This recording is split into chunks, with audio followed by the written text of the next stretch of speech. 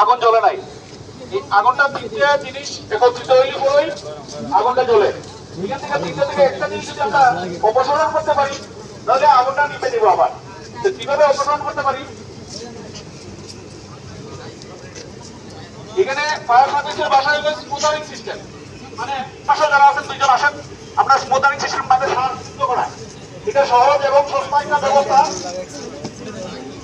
আমাদের বাসা বাড়িতে অনেক সময় গ্যাসের সিলিন্ডার গায়ে আগুন লাগে, তখন সময় আমরা বয়ে ভোট দরজা ফালাই আমরা ফলাই।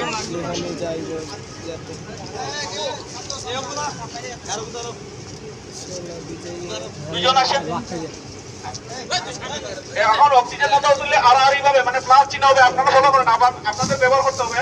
এই যে দেখেন আগুনটা নিভে গেছে। এটা সহজ ব্যবস্থা এবং বিনা বারবার জ্বলতেই থাকে। ওই রকম ভাবে যদি আমরা খাতা কম্বল ভিজাইয়া যদি আমরা পুরা সিলিন্ডারটা প্যাকেট করতে পারি।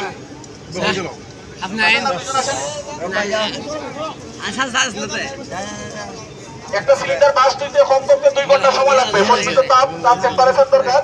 এর আগ পর্যন্ত আমরা চেষ্টা করতে পারবো। আমরা 5 মিনিট সময় লাগবে একটা গ্যাসের সিলিন্ডারে যদি আমরা ভিজা খাতা কম্বল দিয়ে যদি আমরা প্যাকেট করি তাহলে আগুনটা নিভে যাবে।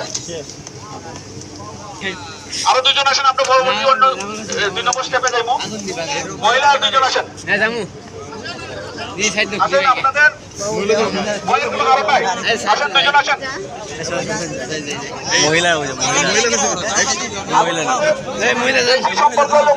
মহিলাদের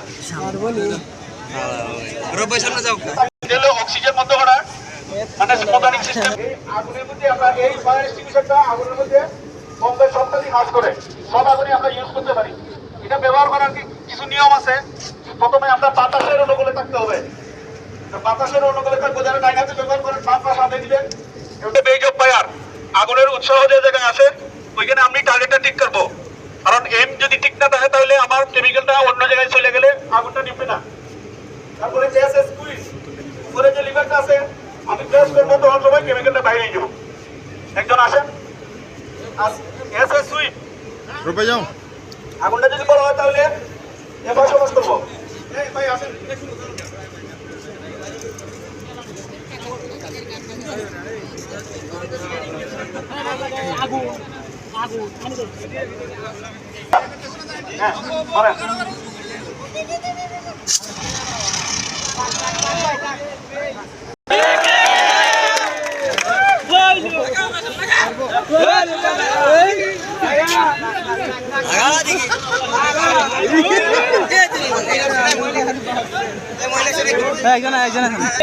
তো করে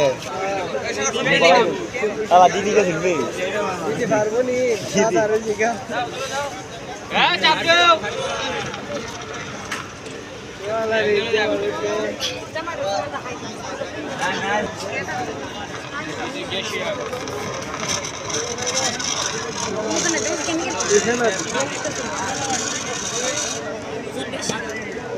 ফায়ার